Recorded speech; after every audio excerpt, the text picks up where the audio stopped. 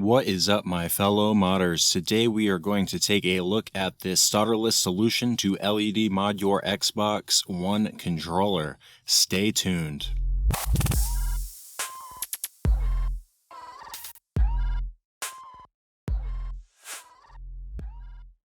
So what's in the box? We have an instruction manual, a warranty card, and how to get it. Honestly, I like this approach. It's better than having to mail something in, but maybe I don't pay enough attention and that approach is long gone. The PCBs, a lot of extra screws. I can see one, maybe two, but there's more in here than you actually need. So if you somehow actually use all these screws, you probably shouldn't be modding your controller. Then we have the buttons, thumbsticks, and all the required tools to complete this mod, which is nice, especially if you're just getting into modding. Taking a closer look at the buttons, personally I think they look great. Nice satin finish. Whether they are lit up or not, they still look good. Now, the thumbsticks are okay, not great though. The seams are pretty obvious. I've bought aftermarket thumbsticks in the past and they never seem to last long before falling apart. Now, these could be great, really only time will tell. If you're curious, ask me in 6 months and I'll let you know. So I'm going to be adding this kit to a white S controller. This is actually the one I repaired in another video and I forgot to put back in the sync button, so it needs to be opened up anyways. Now, I'm not going to go step by step on installing this kit. There are other videos, quite a few actually,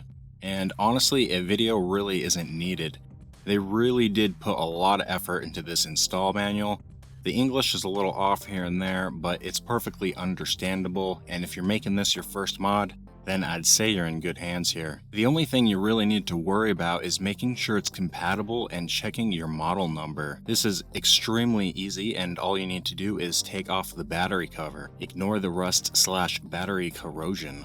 Okay, so I'm not going to bore you with the entire install. It took me about 30 minutes and I found it extremely easy. Take that with a grain of salt though, just cause I thought it was easy doesn't mean it will be for you.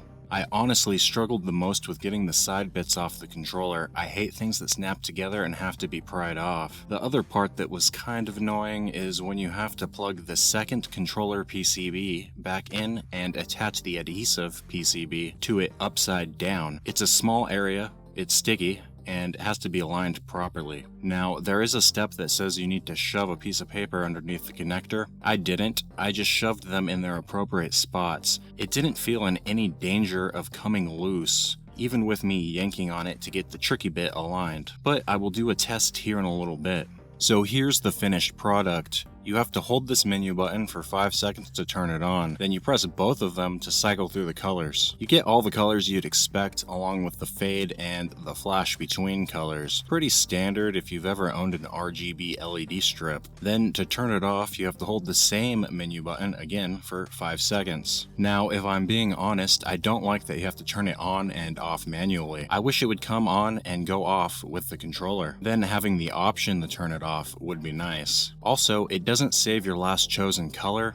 Minor things, but could be deal breakers to some people. Of course, the lack of soldering could also make up for it not having these features. You be the judge. I do like my LEDs, but I think it looks pretty good off as well. It has that low-key black and white theme. One super nitpicky thing is the cups on the thumbsticks are actually a bit smaller than the OEM ones. So when your stick is fully in one direction, there's a small gap. I suspect this is intentional due to the extra wires that are in this previously empty space. It doesn't much bother me, but it may you, especially if you eat and play games at the same time, which we are all guilty of at some point. So, final thoughts, easy to install, looks pretty good, not a huge fan of the seams on the thumbsticks, and I wish it just powered on and off with the controller. A link to the kit is down in the description if you want to purchase it, and before I forget, I'm supposed to test if it still works after throwing it against the wall because I just got second in Battle Royale, and we all know second is last, so... Okay, I'm not going to ruin my controller for your amusement, but I will throw it up the couch, which should simulate at least an accidental fall. First time?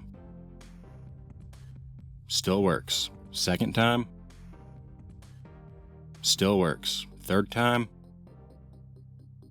Still works. Okay, so you don't need to shove a piece of paper in there, but do whatever you want. I don't care. Hope everyone's staying safe and being smart. Thanks for watching, happy modding, and until next time, peace.